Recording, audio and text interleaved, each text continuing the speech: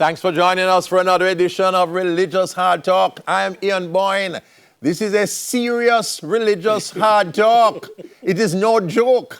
Though we have two of the country's finest comedians with us, the brother duo of Ian, Ity Ellis Owen Blacka Ellis. These persons have had us on the edge of our seats for years, giving us bellyfuls of laughter. But they're now serious Christians. Not too long ago, both of them have committed their lives to the Lord in 2016. They really made a full commitment to Christ. And this evening they talk about that commitment. They talk about how their lives have changed, what brought them to Christianity, what have been their experiences since they have been Christians, and how they compare those experiences with those which they had in the pre-converted life. We will also talk to them about some of the issues that face Christianity.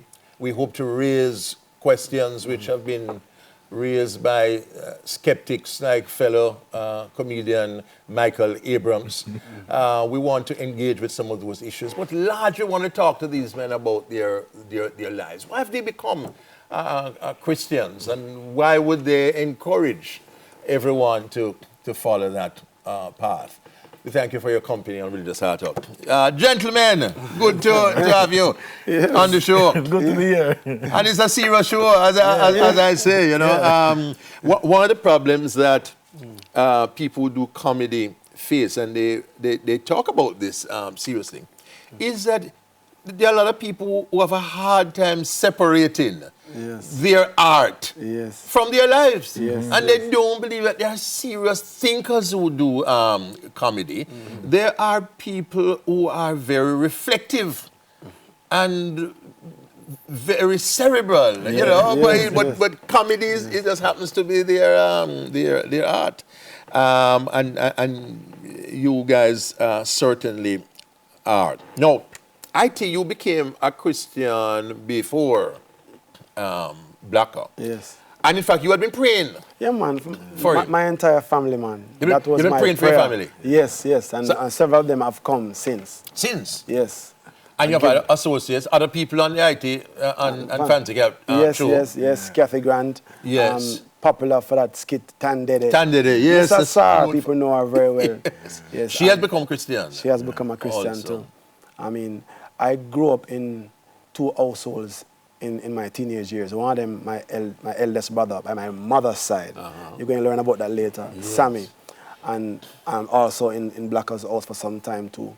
And my brother, his wife, she got baptized recently too. And it was a big, I am so close to them, you know, that when I heard, you know, I just thank God. I said, to God be the glory. Because I was praying for that.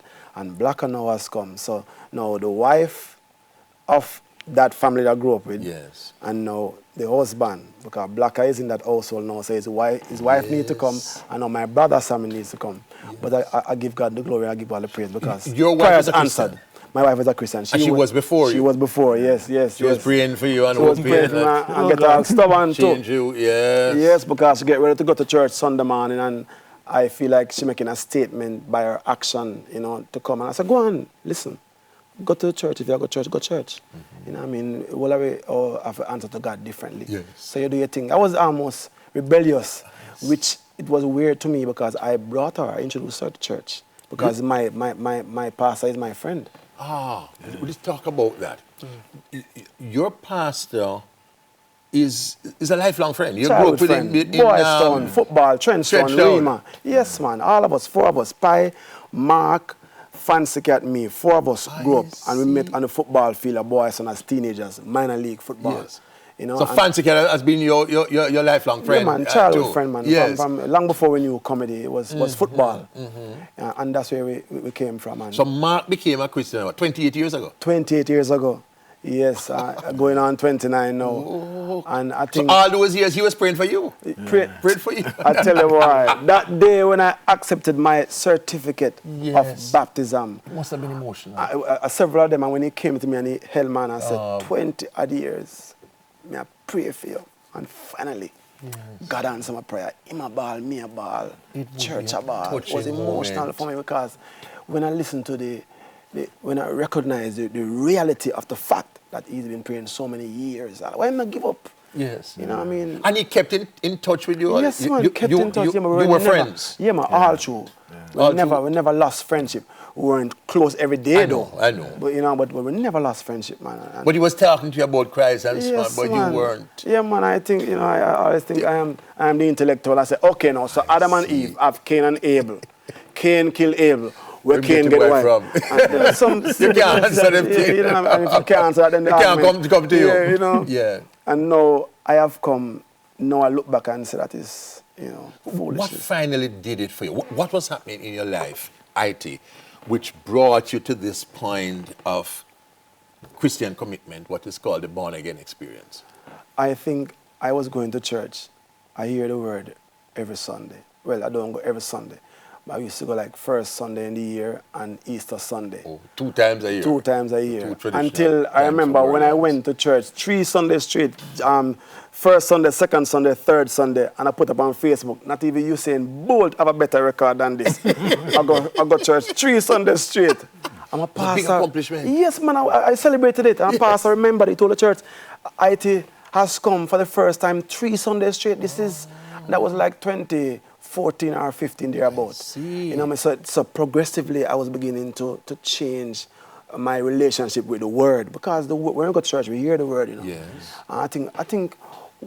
I must say, I think my biggest struggle was how I maintained my family life and the stability of my family life and the respect that I needed to sustain for my wife and for marriage and for my children. I have daughters. Yes. And I think that was a big challenge for me because... So pardon me if I drill down, as you probably would expect. So use a nice euphemism, maintaining respect for family life and so on.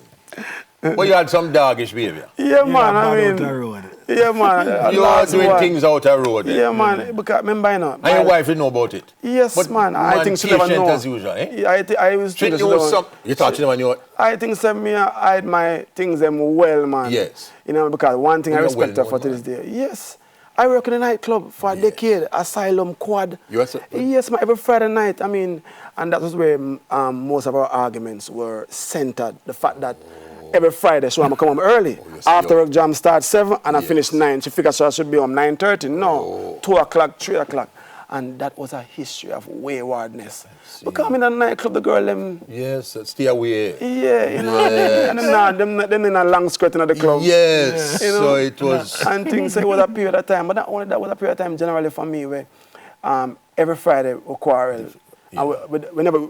It used to be like a pattern.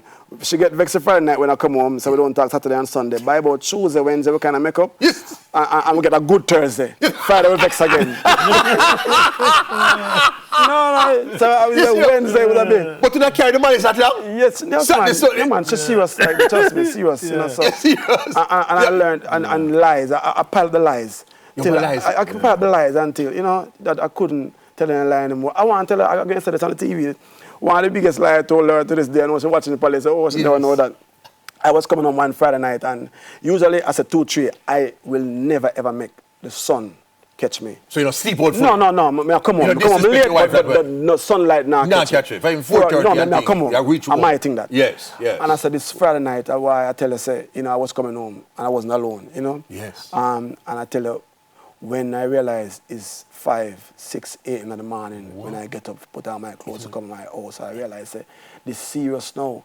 So I realized, when I tell her, I said, no, I'm a man, I suffer from narcolepsy. Sleep.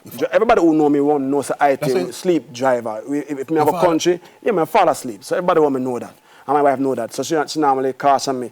Remember say you just asleep when you come home, so you have to be careful so don't stay out late. So I told her that night, say I was coming home tired. Yes. And I stopped at Unsby police station right as I come by 3 miles there. I told her this story. Yes. That I stopped there because I was sleepy and I reclined the seat. and stay. And when I wake up, I was morning. True religious hard talk for the first time to find out the truth. Not go, son. But you believe it because... I'm fake news. But I realized the truth is easier to remember. Yeah. And we really set you free. Set the break. And you're going to be in for an extraordinary time on Religious Hard Talk.